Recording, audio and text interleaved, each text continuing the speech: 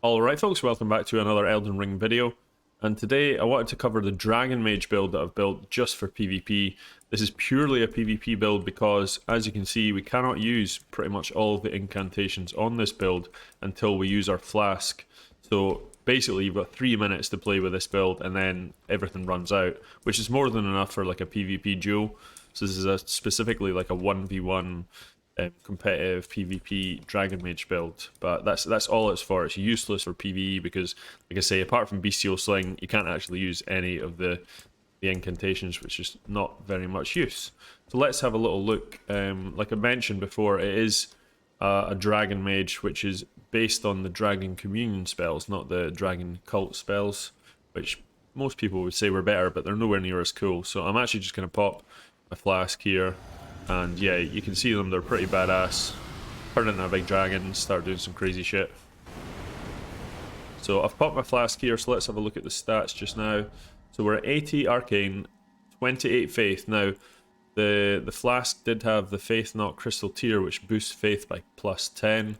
So that is normally 18, but it's at 28 now, which is enough to give us all of the incantations that we want to cast. So that's why you need this build just for PvP, because you've now got 3 minutes from the timer starting when you hit this flask to actually run everything. 7 intelligence, none of this stuff matters, dexterity or strength. 15 endurance is the lowest I could get away with just to run my medium load. 31 mind and 40 vigor. More mind would be nice, to be honest, if you're really good and you can avoid getting hit completely. If you could run it like 35 vigor and 36 mind, that would be really good, but yeah, that's it's not happening just now.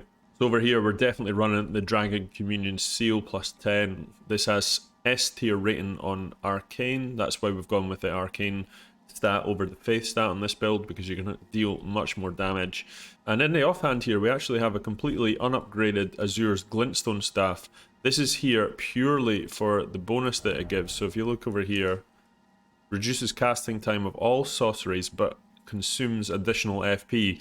Now, I don't know if this is a bug or not, but what this actually does is it reduces the casting time of all of our incantations as well, but it doesn't consume additional FP, so you get the best of this thing without the added, negative of having it cost additional FP, which seems a bit crazy to me, but yeah, it does actually work like that, and I've tested it, I've taken the frame rates and everything. It definitely lowers the cast speed, and the good thing about it is with the Dragon Communion spells, you really notice a cast speed difference on this. So between the Azur's Glintstone Staff and we're also running Radagon Icon, that gives us the most bang for our buck in terms of trying to get the cast speed down.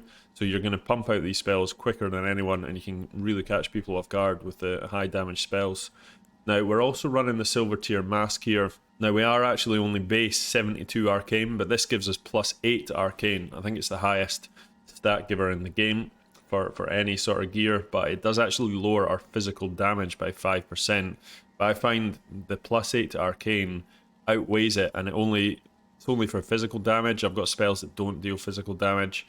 Granted, not loads of them, but I do have some. Then the rest of the stuff, I mean, I've just used the Veteran's Armor. Again, it's kind of cheesy armor, this, because it's pretty good poise, plus pretty good stats. It doesn't look amazing, but it looks pretty cool. But you can pretty much run whatever you want, just try and get yourself to the medium load and as much poise as you possibly can. Because more poise, once you're actually doing these dragon incantations, means you're less likely to get cancelled out of the animation. And then the rest of the stuff, obviously, like I said, Radagon Icon speeds up spell casting, Erdtree's Favour plus 2 for equip load, and then other good stuff. More equip load here, just to make us under medium load. And then probably the best talisman for incantations, which is the Phlox Canvas Talisman. This isn't really an early game build, guys, I'm afraid, because both the Phlox and the Erdtree's Favour are pretty end game stuff. And then the flask here, we're using the Faith Not Crystal tier and the Crimson Bubble tier.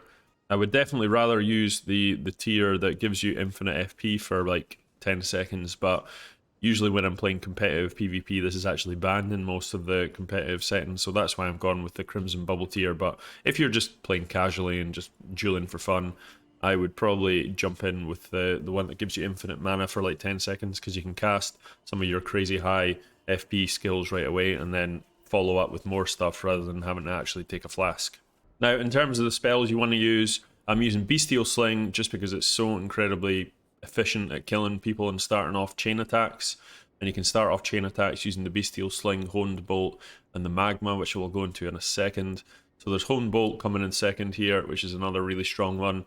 Does lightning damage, so it doesn't get affected by the mask, but Bestial Sling does deal physical damage, which does get affected by the mask we're wearing.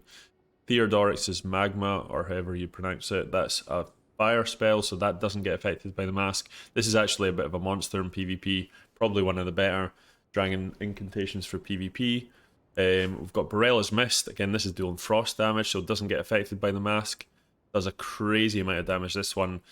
The Decay is probably the highest dealing damage one out of all of them, but it does deal physical damage, but I haven't really noticed much of a difference from the loss of 5%, so still use it. Greydrill's Roar, anyone that plays PvP with this build will know how good Greydrill's Roar is, because it looks basically the same as the Decay or the Barella's Mist when you're starting off it, so people run at you thinking you're going to do this long cast speed incantation, and then you just hit off an AoE, hit them really hard actually. I've sometimes like one-shotted people like this, but you take most of their health bar off, and you lower their defense, and they don't deal as much damage afterwards, so it's insanely strong. And then our two buffs are Golden Vow and Flame Grant Me Strength. In sort of casual, that's fine, you can probably pop both of these off and then be super strong. If you're playing like competitive PvP, and you know, typical rules, if you bow and then you start fighting, if you try and pop both of these, you're probably going to get killed. So I would say if you're playing proper competitive stuff, just go for Flame Grant Me Strength, because it's quicker to cast. Although Golden Vow is better. If you can get it off, do Golden Vow, but if you're struggling for time, you might have to just go Flame Grant Me Strength, or just jump straight into a spell and trying to kill them. So yeah, the combo is really, let's pop our flask. So you can Bestial Sling into Home Bolt into Theodorix's Magma, which is pretty good, like this. So as you see, that blows all three off pretty quick. Let's do that again. If you can catch someone out like that, it's really strong. I actually hit 2 Bestial Slings there, so let's do that again. Yeah, it just makes the animation of the Magma so much quicker, because if you see here, if we use Magma, it normally takes a little while to come up like that. So that's a really, really strong combo, that.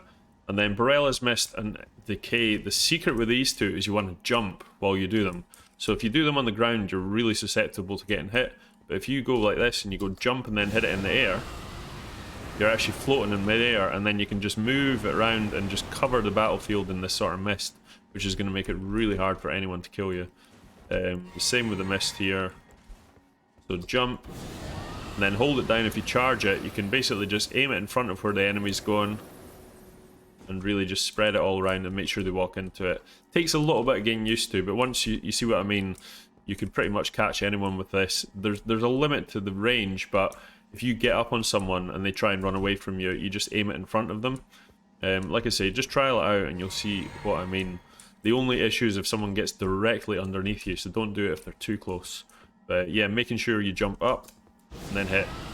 You can just do it once, and that's the one hit there. That's if you just click it, but you do want to charge it down and get as much as you possibly can out of it. And Greydrill's Roar, again, as I said, it looks like you're a way to cast something, but then it casts an AoE. If it doesn't hit the AoE, it doesn't actually do anything, so you really want to make sure you hit the AoE, because you're not buffing yourself, you're debuffing the enemy, so the enemy takes more damage and deals less damage.